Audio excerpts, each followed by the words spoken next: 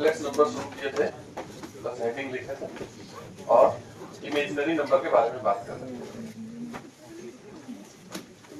किसको बोलते हैं इमेजिनरी नंबर? अगर किसी नंबर का स्क्वायर नेगेटिव हो तो हम उसको क्या बोलते हैं? होता नहीं है। किसी भी नंबर का स्क्वायर नेगेटिव नहीं हो सकता है वास्तविक में, रियल में। इसलिए सब मान लिया गया कि अगर स्क्वायर को हम नेगेटिव ले लेते हैं तो उसको हम इमेजिनरी नंबर लिख लो। एक लाइन लिख लीजिए इमेजिनरी नंबर के आगे, number whose square is negative।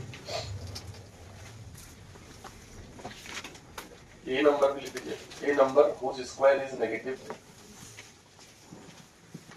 whose square is negative is called an imaginary number।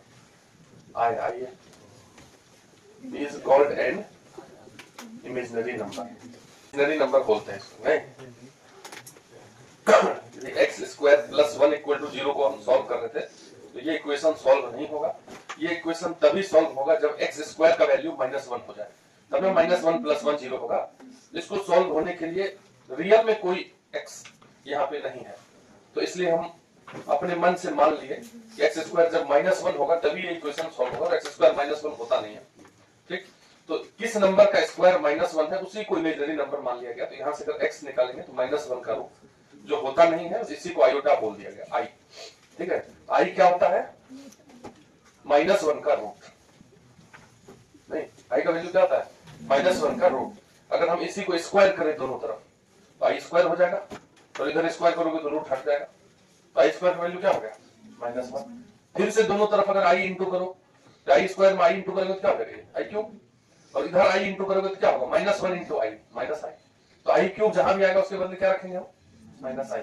फिर से आई इंटू करो तो आई 4 हो जाएगा। अब उधर आई इंटू करो, उधर आई इंटू करते ही -i into I, I square. और आई स्क्वायर का वैल्यू तो -1 होता है, उसको जाके यहां रख देंगे फिर से। तो इसलिए आई स्क्वायर का वैल्यू क्या जाएगा? -1 दैट इज +1। और आई 4 का वैल्यू, आई पे पावर 4 क्या होता है? +1। आई पे पावर 2 क्या होता है? -1। आई पे पावर 3 क्या होता है? -i। समझ रहे? मतलब आई पे कुछ भी पावर देंगे तो कैसे चेंज हो रहा है ये हम बता रहे हैं।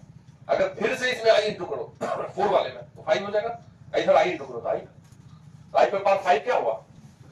आई हुआ, नहीं हुआ? नहीं बेटा,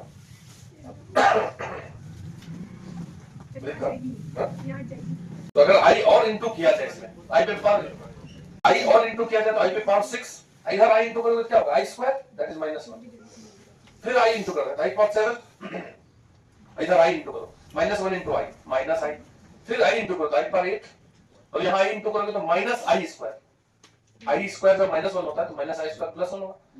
समझ रहे? देखो इतना में हम क्या क्या सीख लिया 8 पावर तक, कि आई का पावर 4 1 होता है, 8 भी 1 होता है, 12 भी 1 होगा। समझे? आई का पावर 4 का मल्टीपल हुआ तो क्या होगा? +1। याद हो गया ये चीज? चलो बढ़िया। और आई स्क्वायर इज -1, आई पे पावर 6 भी -1, अगला 10 भी -1 होना चाहिए। समझे? ठीक है। और आई का पावर 3, आई का पावर 5, जो आई का ऑड पावर है उसको देखो। आई का पावर ऑड यहां है, यहां है, यहां है, आगे वाला होगा आई का पावर 9। तो आई पे अगर ऑड पावर हो तो आंसर में -i या +i आएगा। हम ये बोल रहे हैं आई का पावर यदि ऑड हो तो आंसर में प्लस या -i आएगा, और आई का पावर यदि इवन हो तो +-1 आएगा। ठीक है, जिसमें कि यदि 4 का मल्टीपल पावर हो इवन में तो 1 आएगा, 4 का मल्टीपल नहीं है तो -1 आएगा। जैसे आई का पावर 20 +1, और 4 का मल्टीपल है, लेकिन आई का पावर 22 22 तो -1 होगा, क्योंकि वो 4 का मल्टीपल नहीं है। फिर 24 +1 होगा। तो आई पे पावर हम दिमाग में सेट कर लेंगे, आई का पावर क्या होगा? ऑड या इवन होगा। तो यदि ऑड नंबर आई पे आया तो या तो प्लस या -i होगा, निकाल लेंगे। जैसे बोलोगे तुरंत कैसे? जैसे इवन वाले में तो आप तुरंत बता दिए, 4 का मल्टीपल हुआ तो 1 और नहीं तो -1। जैसे आई पे पावर 100 1, क्योंकि 25 कट जाते हैं 4, और आई का पावर 102 ये -1 होगा, क्योंकि 4 से नहीं कट रहा है 102। लेकिन ऑड वाला क्या कीजिएगा? जैसे आई पे पावर 101 हो गया, ये आई पे पावर यानी कि 100 अगर लिख दें तो 4 का मल्टीपल पावर है इसको 1, चलो याद ही कर लेते हैं। अगर मान लो 1 बढ़ा दिए 101 तो ऑड पावर आ गया। जैसे ही ऑड आया तो या तो आई होगा या -i, तो अचानक से नहीं बोल पाएंगे। तब हम क्या करेंगे? इसको देखेंगे कि 4 से मल्टीपल होकर कितना बच रहा। अगर 100 होता 100 होता तो क्या हो जाता 1। तो आई पे पावर 100 के बाद कितना बच रहा है 1। तो इसका आंसर होगा 1 इंटू आई पे पावर 1। ये आई पे पावर 100 है एक्चुअली, समझ रहे हैं? ऐसे इसको लिख सकते हैं कि नहीं, 101 है तो लिखेंगे आई पे पावर 100 इंटू आई पे पावर 1। अब ये तो 1 होता है तो ये मन में ही 1 कर देंगे, सीधा बचेगा आई।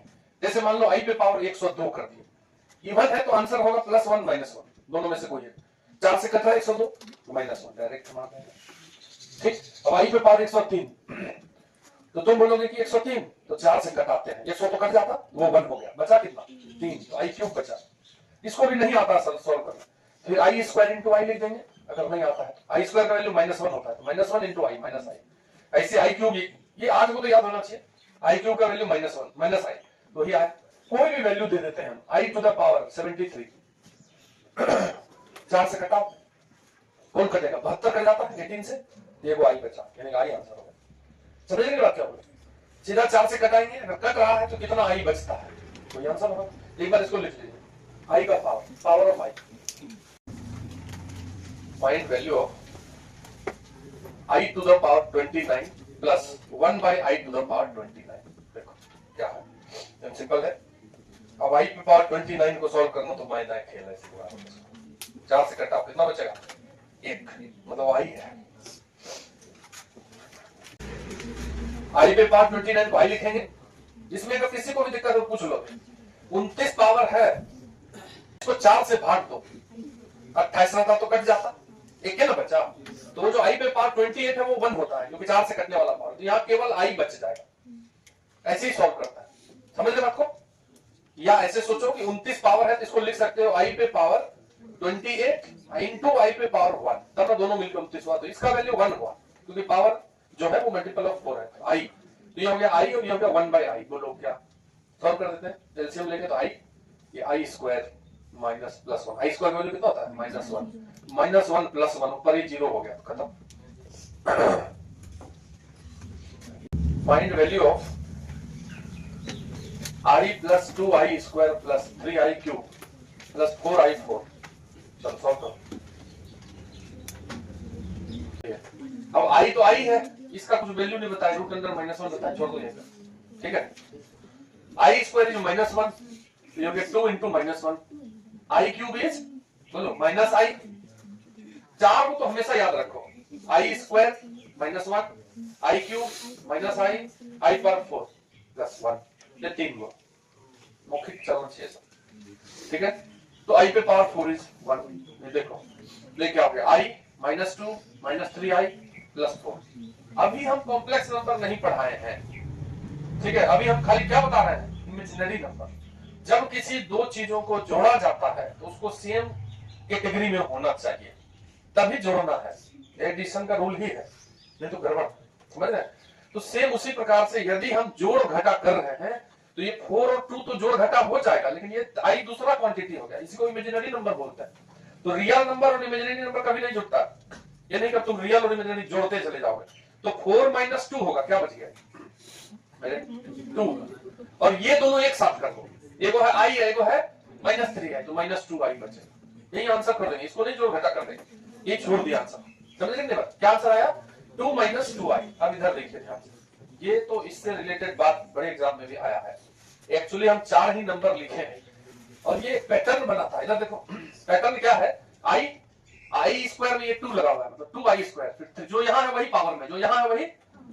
अगर हम इसी क्वेश्चन को बढ़ा दें, i plus 2i square plus 3i cube plus 4i4 plus 5i5 plus 6i6 plus 7i7 plus 8i8, 4 ये जैसे 4 है ना, और 4 ले आए हम 8 को, 8 तक गए हैं, 4 तक गए थे, तो आंसर देखो क्या है 2 - 2i, आधा 8 तक गए, इसका आंसर सॉल्व कर लो तो 4 - 4, ठीक।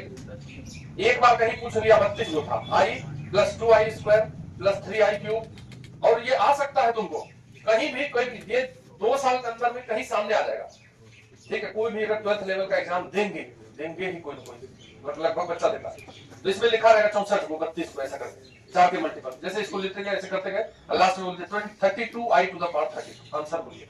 तो कोई बच्चा अगर ये पैटर्न को बनाया है कभी तो सॉल्व नहीं करेगा, और नहीं तो उसको सॉल्व करना है 5 मिनट मिनिमम लगना है, 32 को है, 32 को सॉल्व करेगा वो, तभी उसको विश्वास ही नहीं होगा कि गलत है सही है। समझ जाए। अब तुरंत देखा कि अच्छा ये वाला तो किया है, क्या आंसर होगा 16 माइनस 65। बात समझ लीजिए, समझे, लिख लीजिए इसको। तुमको कोई बोले कि कुछ भी नंबर ले लेते हैं i टू द पावर 1 2 3 4, कैसे सॉल्व करेंगे? 4 से इसको घटाओ, कितना बचता है रिमाइंडर बताओ, अब ये बताओ। 2 बच रहा है, तो लिख दीजिए इसको i स्क्वायर होता है माइनस 1। समझ में बात क्या बोला? तो ये वाला सॉल्व कर रहे हैं, किसी को दिक्कत होगा तो बताओ, हम लोग करेंगे इसी को।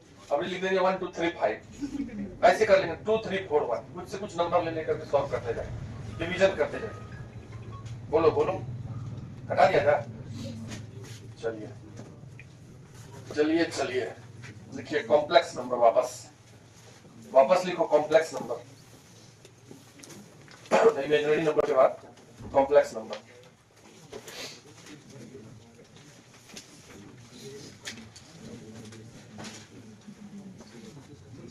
Any number in the form of x plus iy is called complex number, है ना? कॉम्प्लेक्स नंबर को हम z से डिनोट करते हैं, तो z is equal to x plus I Y. Complex number को डिनोट करने के लिए z लेटर का उपयोग किया गया है, तो जो x प्लस आई वाई है। अब देखो होता क्या है एक्चुअली, ये जो प्लस साइन है ये एडिशन का साइन नहीं है, this is just a symbol. ये क्या है? सिंबल है, मतलब ये जोड़ नहीं रहा है, क्योंकि ये x में i नहीं है और इसमें i है, तो जोड़ तो सकते नहीं है दोनों। वो जो बनाया कॉम्प्लेक्स नंबर, उस समय वो प्लस प्लस उसको सबसे अच्छा लगा, ऐसा भी लिखा रहता तो कोई बात नहीं था, x i y भी लिख देता, वो उसको नहीं अच्छा लगा देखने में। तो ये प्लस साइन का यूज बस इसलिए किया गया क्योंकि थोड़ा सा लुक में, देखने में ठीक है, मतलब वो कौन सा ऐप लगा देते हैं तो अच्छा हो जाता है फोटो, वही वाला लगा दिया, नहीं तो कॉमा दे दो और भी कोई सिंबल दे दे तब चलता है। एडिशन तो होगा ही नहीं, संभव है क्या? क्योंकि ये रियल नंबर है और ये इसमें इमेजिनरी लग गया है, और रियल और इमेजिनरी जुड़ता नहीं है। एक्चुअली क्या होता है कि हम कॉम्प्लेक्स नंबर को कॉम्प्लेक्स प्लेन पे पढ़ेंगे, जैसे हम अभी ग्राफ पढ़ रहे हैं या पढ़ते हैं, तो एक्स और वाई एक्सिस पे बनाते हैं। कॉम्प्लेक्स प्लेन में एक एक्सिस होता है इमेजिनरी एक्सिस, एक्स एक्सिस को हम इमेजिनरी एक्सिस बोल देते हैं, sorry real axis. X axis को हम रियल एक्सिस बोल देते हैं और इसको बोल देते हैं इमेजिनरी एक्सिस। दो एक्सिस से मिलकर के जो प्लेन बनता है, जिसमें एक रियल एक्सिस हो एक इमेजिनरी एक्सिस, उसको कॉम्प्लेक्स प्लेन बोलेंगे, ठीक है। और जैसे x प्लस आई वाई लिखा हुआ है z, उसको लोकेट करना है यदि, तो हम ये देखेंगे कि रियल में कितना है x, ये real part of complex number हुआ, इसको बोलते हैं रियल पार्ट ऑफ z, या फिर ऐसे भी लिखा रहेगा रियल कॉमा ब्रैकेट में से z, तो इसको बोलते हैं इमेजिनरी हिस्सा ऑफ z। तो इमेजिनरी ऐसे करके लिख देंगे z, मतलब z का इमेजिनरी पार्ट, दो पार्ट मिला हुआ है, दोनों पार्ट मिला करके बना दिया गया कॉम्प्लेक्स नंबर। इसको अगर नोट करना है, लोकेट करना है एक्सिस पे, हम देखेंगे रियल में कितना चला, तो रियल में चला x, ये हो गया। अब इमेजिनरी में कितना चला है y, i लगा हुआ है मतलब इमेजिनरी में y चला है, तो यहां से हम y चलेंगे ऊपर, तो यहां जो आगे एक पोजीशन है किसका, z का, x प्लस आई वाई। समझ लेंगे बात क्या बोल। कोई भी कॉम्प्लेक्स नंबर को कैसे लोकेट करते हैं, तो रियल में कितना चला, इमेजिनरी में, जैसे लिख देंगे हम z is equal to i 1 plus i, ये 1,1 है, रियल में 1 और इमेजिनरी में भी 1, i में जो लगा हुआ, तो 1,1 कहां लोकेट करते थे, कॉम्प्लेक्स नंबर में कॉम्प्लेक्स प्लेन बना के वहां आएगा, 1,1 है या फिर z is equal to 1 plus i है, दोनों एक ही चीज है। बात समझ ले, कॉम्प्लेक्स नंबर को ऐसे लोकेट करते हैं, लिख लीजिए।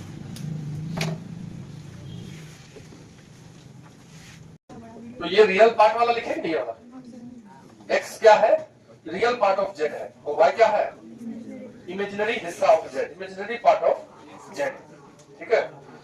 तो देखो अगर z is equal to x plus I y है, and if x is equal to 0, अरे देखो अगर इसमें x 0 हो तो केवल z equal to I Y बचेगा, मतलब उसमें केवल इमेजिनरी पार्ट बचेगा, तब बोलते हैं हम then z is called purely imaginary.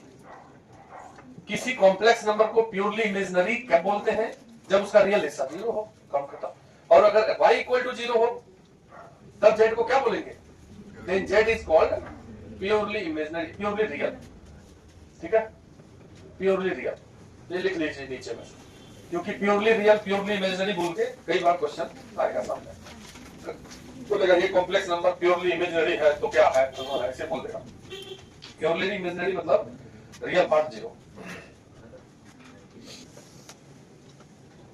लिखो 0 is the only complex number